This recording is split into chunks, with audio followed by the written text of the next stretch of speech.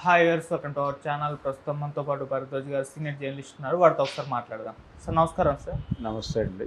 Sir Pithapuram Varma గారికి అన్యాయం జరిగింది అంటూ చాలామంది ఎక్స్ప్రెస్ చేస్తున్నారు సార్ వాళ్ళ వాళ్ళ అభిప్రాయాలని. ఎందుకనంటే ఎలక్షన్స్ కంటే ముందు పవన్ కళ్యాణ్ గారు అంటే ఈయన సీటు త్యాగం చేసేసారు. పవన్ కళ్యాణ్ గారికి ఆయనకు మద్దతు తెలిపేసి ఆయన గెలుపులో కీలకమయ్యారు. ఆ తర్వాత ఎలక్షన్స్ తర్వాత రిజల్ట్ వచ్చిన తర్వాత ఏదైనా అకామిడేషన్ చేస్తారులే చంద్రబాబు నాయుడు గారు అని చెప్పేసి అనుకున్నారు. రాజ్యసభకు పంపించడము, ఎమ్మెల్సీ ఇలాంటివి ఏమన్నా ఇస్తారనుకున్నారు.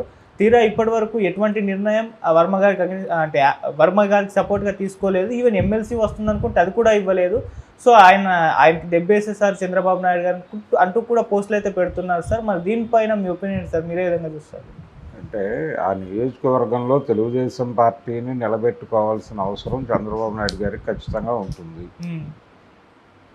రేపు ఏదైనా తేడా జరిగి ఒకవేళ ఆ నియోజకవర్గం నుంచి తన అభ్యర్థిని నిలబెట్టాల్సి వస్తే ఖచ్చితంగా అక్కడ పార్టీ నుంచి అభ్యర్థి ఉండి తీరాలి. ప్రస్తుతానికి అక్కడ తెలుగుదేశం పార్టీ నుంచి నిలబడే సమర్థత ఉన్నటువంటి నాయకుడిగా వర్మ ఎక్స్పోజ్ అయి ఉన్నాడు. వర్మ కాకుండా ఇంకెవరైనా చంద్రబాబు నాయుడు గారి బ్రెయిన్లో ఉన్నారా, లేకపోతే వర్మ మీద ఇంకేదైనా ఆయనకి ఇంటర్నల్గా ఇబ్బందులు ఉన్నాయా? పిఠాపురం వీళ్ళు ఎంచుకుని అడిగారు జనసేన నుంచి. అడిగినప్పుడు మేము అకామిడేట్ చేస్తామని చెప్పారు. చేస్తారా చేయరా అనేది ఒక చర్చ జరిగింది. అప్పుడు ఫైనల్గా వర్మే ప్రకటించాడు పవన్ కళ్యాణ్ ఇక్కడి నుంచే పోటీ చేస్తారు, కూటమికి కూటమి స్ఫూర్తిని గౌరవిస్తూ నేను ఈ సీటుని త్యాగం చేస్తున్నాను అని చెప్పాడు. చెప్పిన తర్వాత నుంచి ఆయన త్యాగరాజు అయిపోయాడు అని చెప్పేసి ప్రపంచం అంతా మాట్లాడటం మొదలుపెట్టింది. చాలా సందర్భాల్లో ఆయన కొంచెం అసహనం వ్యక్తం చేసినటువంటి సందర్భాలు కూడా ఉన్నాయి బహిరంగంగానే. కానీ దానికి వివరణ ఇచ్చుకున్నాడు. తర్వాత వివరణ ఇచ్చి అలాంటిదేం లేదు అని చెప్పి, అంటే జనరల్గా జనాలు పనులు అనే విషయం మీద కొంత నేను అసహనానికి గురైన మాట వాస్తవమే. కానీ పొలిటికల్ లైన్ పట్ల నాకేమీ భేదాభిప్రాయాలు లేవు అనే పద్ధతిలో మాట్లాడాడు. పవన్ కళ్యాణ్ పిఠాపురం వెళ్ళినప్పుడల్లా వీళ్ళిద్దరూ కలిసే కూర్చుని మీడియాని అడ్రస్ చేయడం కానీ మరో కార్యక్రమం కానీ ఇద్దరు కలిసే చేస్తున్నారు. వర్మలో జనసేన పట్ల కానీ పవన్ కళ్యాణ్ పట్ల కానీ ఏ రకమైన వ్యతిరేకత లేదు.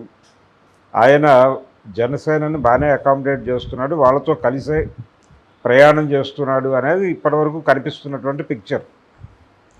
ఎమ్మెల్సీ ఇవ్వాలి అని కూడా అతను అడిగినట్టుగా ఎక్కడా లేదు. అంటే ఇప్పుడు ఎమ్మెల్సీ తీసేసుకుంటే రేపు వచ్చే ఎన్నికల్లో మళ్ళీ ఆయన కంటెస్ట్ చేయాల్సి వస్తాయి. ఒకవేళ పవన్ కళ్యాణ్ పిఠాపురం నుంచి షిఫ్ట్ అయితే, ఇంకేదైనా జరిగితే తెలుగుదేశం పార్టీ కంటెస్ట్ చేయాల్సి వస్తాయి. అప్పుడు వర్మ ఎమ్మెల్సీకి రిజైన్ చేయాల్సి ఉంటుంది. ఒకవేళ ఆ ఉద్దేశంతో వర్మను అలా రిజర్వ్ చేసి ఉంచారా అనేది ఒక డౌట్. అందుకని ఎమ్మెల్సీగా ఎమ్మెల్సీ చేయటం వలన ఆయన కొత్తగా ఒరిగేది కూడా ఏమీ లేదు. కాకపోతే ఆయన కూడా అమరావతి సమావేశాలకు వెళుతూ ఉంటాడు అంతే. అంతకు మించి యాక్చువల్గా ఎమ్మెల్యే కావాల్సిన వ్యక్తి ఆయన. ఇంకేదైనా పదవిలో అకామిడేట్ చేస్తే పార్టీకి సంబంధించో లేకపోతే ఇంకేదైనా ఒక ప్రామినెంట్ బాధ్యతల్లోకి ఆయన తీసుకుంటే ఓకే. ఎమ్మెల్సీని చేయటం వలన ఆయన కొత్తగా వచ్చేదేం లేదు, జోడింపేం లేదు. ఒక ప్రోగ్రాం ఉంటుంది అంతే. అందుకని నియోజకవర్గాన్ని రెగ్యులర్గా చూసుకుంటూ దాన్ని సపోర్ట్ చేసుకుంటూ ఉండేటువంటి బాధ్యతలు ఏవో ఆయనకు అప్పచెప్పినట్టున్నాడు చంద్రబాబు నాయుడు గారు. ఆ బాధ్యతలు చూసుకుంటూ ఆయన అలా పిఠాపురం నియోజకవర్గాన్ని జాగ్రత్తగా కాపాడుకుంటూ రేపు పొద్దున ఏదైనా తేడా జరిగితే అప్పుడు తను తిరిగి జనంలోకి వెళ్ళి తన పార్టీని గెలిపించుకునేటువంటి పరిస్థితి, దాన్ని మిగుల్చుకోవడం కోసం అలా నిలబడి ఉన్నాడా అనేది ఒక డౌట్. అంతే తప్ప ఎమ్మెల్సీ అనేది తను ఎప్పుడు మాట్లాడలేదు, ఎక్కడా మాట్లాడలేదు. ఏ పదవి ఇచ్చినా నేను చేస్తాను, ఇవ్వకపోయినా పర్వాలేదు అన్న టోన్లోనే మాట్లాడాడు. ఆయన ప్రధానమైనటువంటి డిమాండు ఏ రోజైనా అవకాశం వస్తే పిఠాపురమే, నియోజకవర్గం షిఫ్ట్ అవడానికి కూడా ఆయన సిద్ధపడలేదు.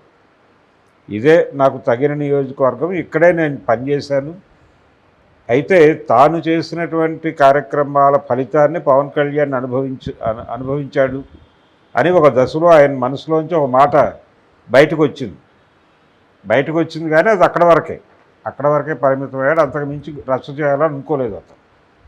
ఇలా ప్రతి సందర్భంలోనూ వర్మ న్యూస్ అవుతున్నాడు.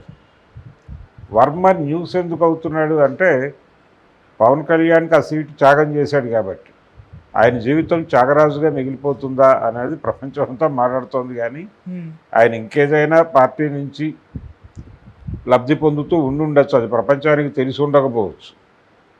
ఎందుకు మౌనంగా ఉంటున్నాడు అనేది కూడా చూడాలి. ఆయన ఏమీ అంత మౌనంగా ఉండే మనిషి ఏం కాదు, మౌనమునేం కాదు, మాట్లాడటం తెలిసినవాడు, టాక్టివ్ పర్సను.